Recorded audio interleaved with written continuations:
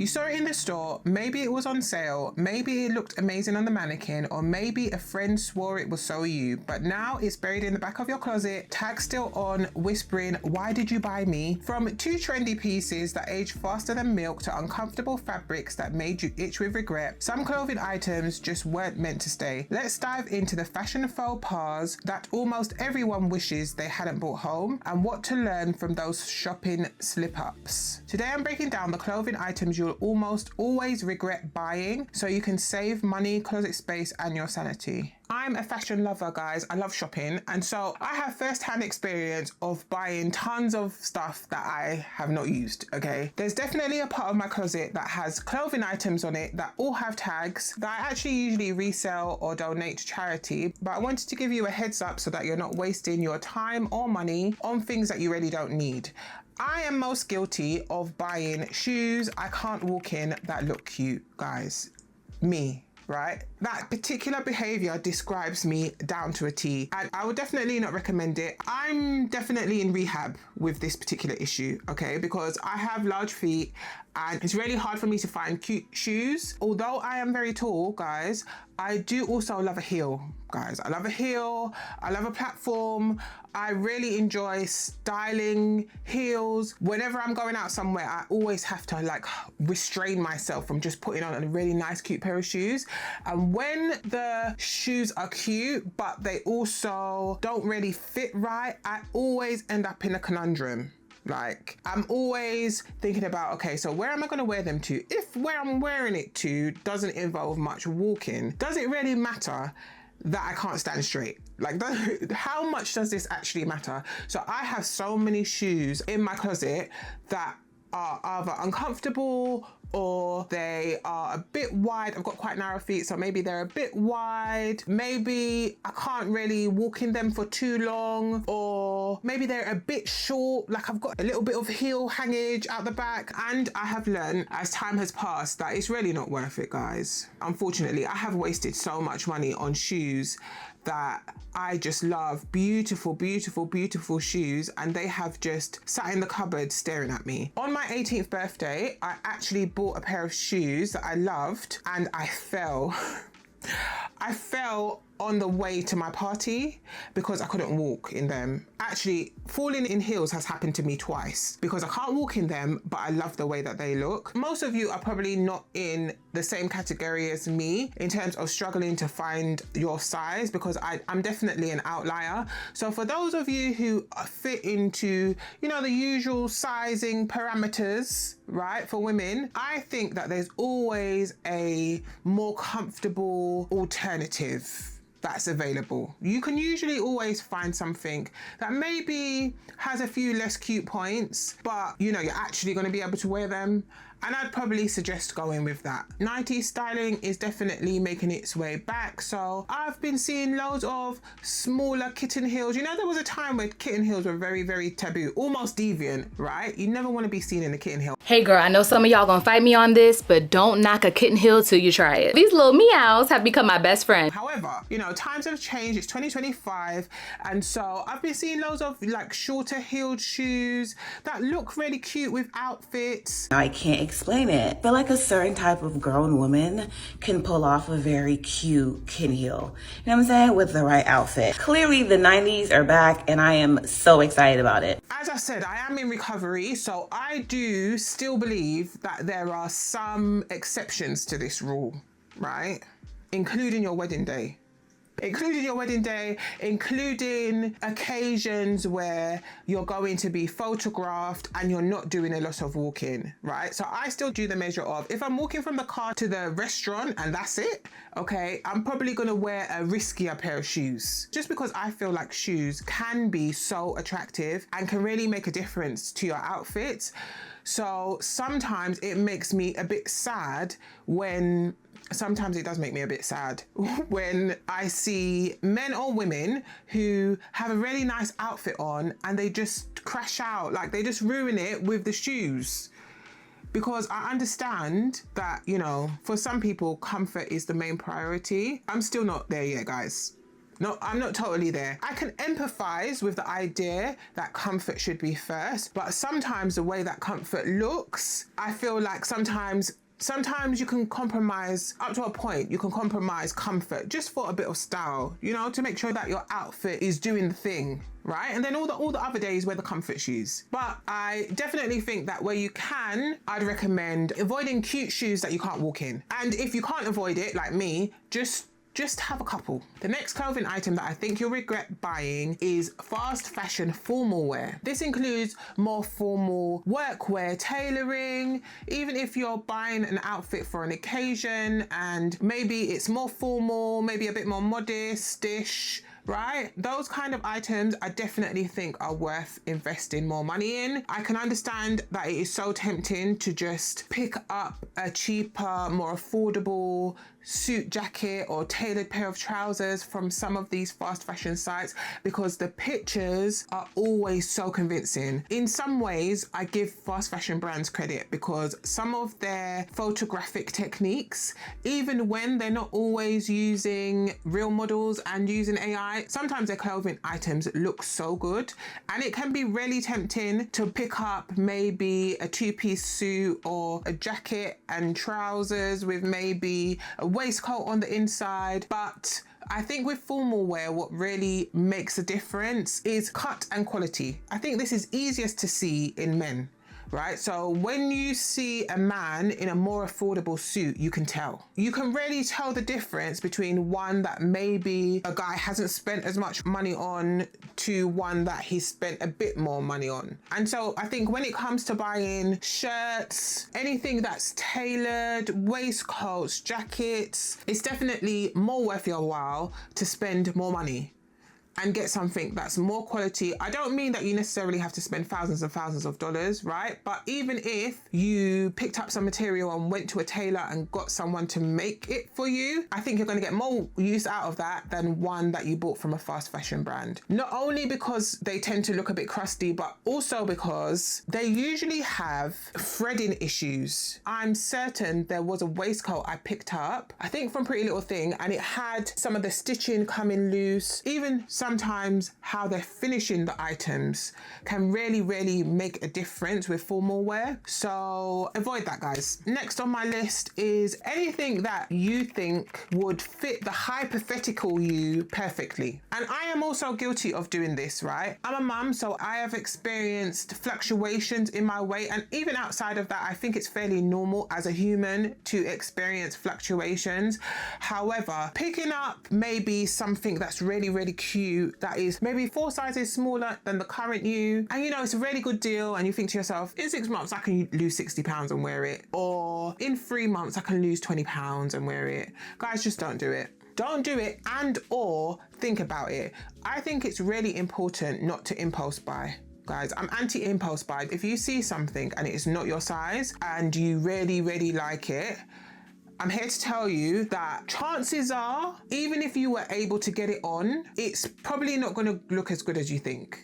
And I know this because as humans, we have this natural disposition that we believe that what we don't have is somehow better than what we do have. So because I like that top but I can't get it on, I'm gonna guess that it's a really nice top, and if I could get it on, I'd love it. And so I think we always tend to do quite a lot of mental gymnastics, especially when we want them, when in reality it probably doesn't work that way. This has happened to me more than once. I have bought, in particular, like jeans. I have a pair of old poly jeans that I bought from the tool section because I wanted to try out the tool section. And when I bought them, I couldn't get them on. I actually still can't get them on, right? But when I bought them, I couldn't get them on, and they were on sale. I pulled them up. I couldn't get them past my hips. And I thought to myself, you know what? I'll just keep them. It was a good price. I'll keep them. It's from the tool section. It looks great on the model. Of course, it's going to fit me and look good, right? Now I have lost a bit more weight. I can get them past my hip. I can't close them. I can get them past my hip, and they're too short.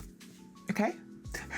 So I kept them because I was convinced they were going to look nice and they were going to be long enough, and all I needed was to just be a bit smaller and they'd be fine. And now I can get them up more, and it's a no. Also happened with a pair of Fashion Nova jeans I bought. You know, the Fashion Nova jeans that were super popular, the cargo ones, right? I picked them up in the tool section. I think I even paid extra for delivery. They came, couldn't get them up and close them. I can now get them up and close them, and it looks like I'm running from a flood, okay? So I can't wear those either. I just think it's better to either just buy for the size that you are right now, and or if you're anticipating losing weight, so maybe if you have already lost some weight, or if you're somebody who's maybe trying to put on weight and you've already put on a bit of weight and you're kind of in the flow of things, right? I think those kind of purchases sometimes make sense, but the ones where you just can't get the thing on and you rationalize buying it by telling yourself that at some point you're going to get it on and it's going to look great, I don't think that's the best idea. I'm fairly sure that we all have these kind of items floating around in our wardrobes. I think it's a scenario that can be difficult to deal with, and clearly we all fall victim to it, but where you can, avoid picking up things for the future you. The next clothing items I think you should avoid are clothes that you buy because they're on sale,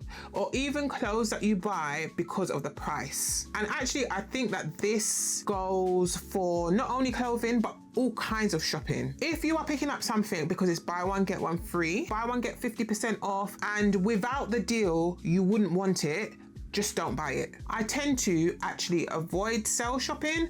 I will shop sales off season with intention. So, you know, like if it's winter and I know I'm going on holiday in summer and I don't want to spend tons of money and there are a few things I might like, I will frequent a couple of sales, right? And see if I can pick up some beachwear. But chances are I'm either going to have to compromise on the size, I'm going to have to compromise on the style. A lot of the times, especially with like bikini sets and cold sets, there's usually one part of it in sale, but the other part of it's not in sale. And then you think, oh, well, I like the bottom, so I'll buy the bottom and I'll try and find the top. Just don't do it.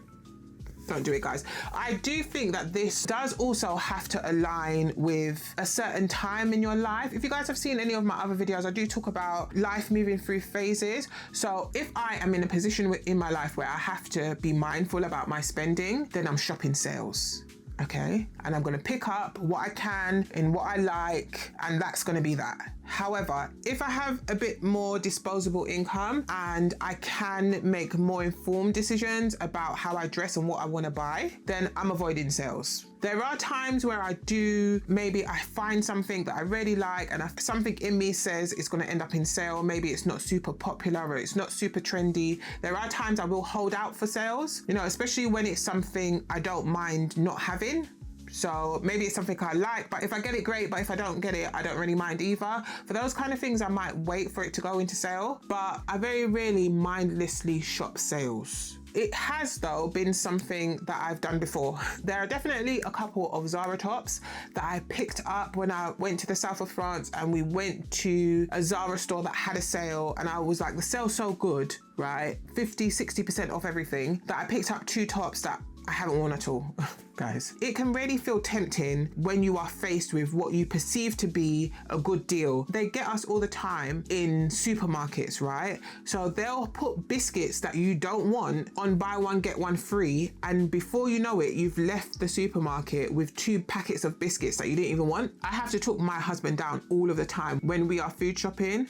Like, okay, yeah, it's on a deal. It's buy one, get one free, or buy one, get one half price. But do we actually want it? And do we actually want to?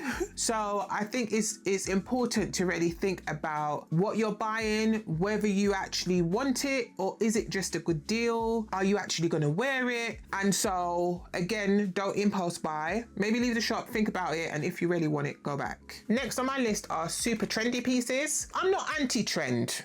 Okay, I think sometimes leaning into a trend is not a bad idea, especially because trends are cyclical. So most of the time, anything that's popular now will probably be popular again in a few years. We're seeing that tons with the resurgence of the capri or the 90s style jeans that were super popular at one point that are coming back, or low-rise jeans, right? So things tend to come back. So I don't always think that buying trends are a waste of money. However, there are some trends that are either ridiculous and or are super trendy. There are some trends that for whatever reason, a brand or group of brands have managed to convince us that we need when we don't really need them. and we probably don't even really like them, and it's probably not cute. I definitely think that fashion and styling is a form of self-expression, right? And it would be very boring if we all wore the same neutral toned, beautifully tailored,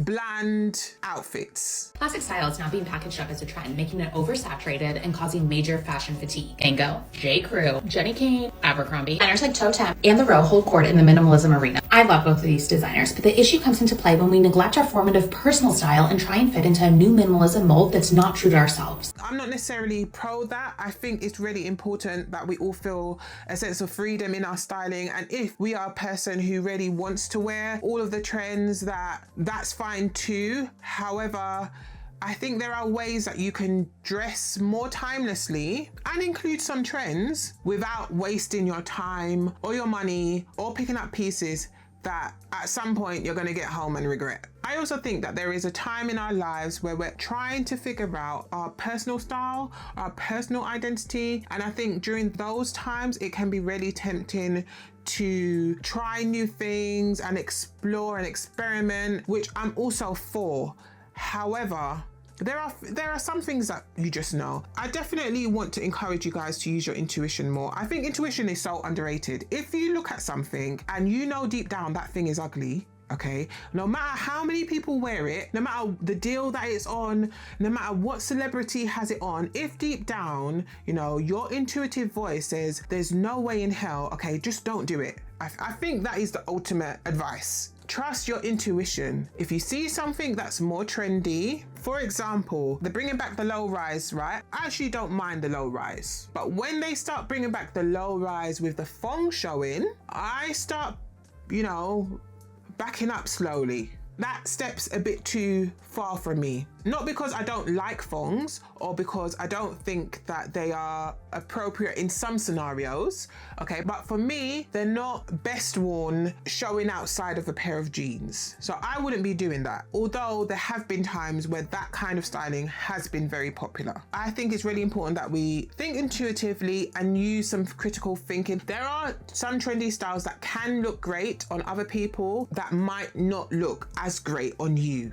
And I think it's okay to accept that. We've definitely moved into an era where we're almost encouraged to believe that all things look great on all people. I think that may be slightly delusional, and that's okay. But I'd encourage you guys to really think about how you want to present yourself and what might look good on you. And accepting or deciding on what might look good on you doesn't necessarily mean it's a critique about anybody else. Next on my list is any clothing item that features expletives. I know that this is very specific, okay? And it's very specific because I picked up a statement t-shirt with 2-pack on the front, and for whatever reason, I didn't realize that he had his middle finger up. So there's definitely been a few occasions where I have worn this t-shirt not realizing that I was flipping everybody the bird, okay?